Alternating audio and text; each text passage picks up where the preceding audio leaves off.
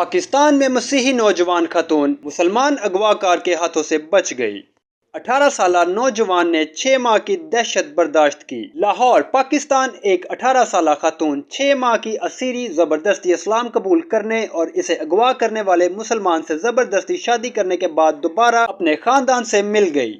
ہما اللہ دتا کی آزمائش اس وقت شروع ہوئی جب وہ 28 جون کو لاہور کے ایک کال سینٹر میں اپنی ملازمت سے گھر واپس نہ لوٹ سکی۔ اس کے پریشان والدین اللہ دتا اور عذرا بی بی نے مایوسی سے تلاش شروع کی اور اگلے ہی دن شادرہ پولیس میں FIR درج کرائی۔ انہوں نے بتایا کہ FIR درج کرنے کے باوجود پولیس نے ہما کو تلاش کرنے کی کوشش نہیں کی۔ وہ ہم سے مشتبہ افراد کے نام پوچھتے رہے، لیکن جب ہمارے پاس کوئی سراغ نہیں تھا تو ہم کسی کو کیسے نامزد کر سکتے تھے۔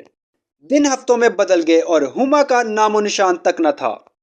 ہما کے خاندان کی طرف سے پولیس پر دباؤ ڈالا گیا اور پولیس بالآخر 4 اگست کو ہما کے ٹھکانے کا پتہ لگانے میں کامیاب ہو گئی۔ اس وقت اس کے اہل خانہ کو پتہ چلا کہ ہما کو عبدالباسط بٹ نامی ایک مسلمان شخص نے اغوا کیا تھا، جس نے اپنا جرم چھپانے کے لیے اسے زبردستی اسلام قبول کروایا اور اس کی مرضی کے خلاف اس سے شادی کر لی۔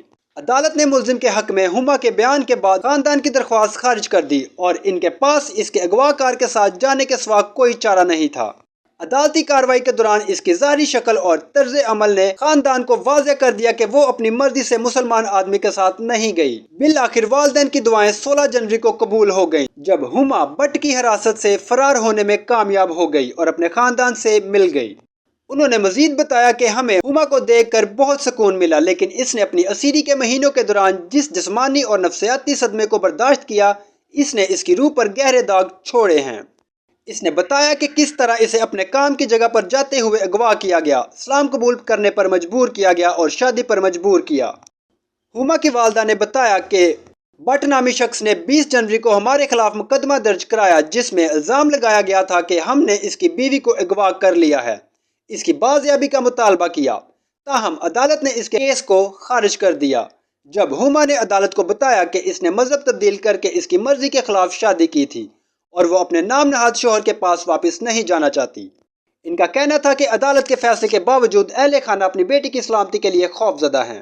ہما کے والدین کا کہنا ہے کہ ہم امید اور دعا کر سکتے ہیں خدا اغوا کار کو ہمارے خاندان سے دور رکھے۔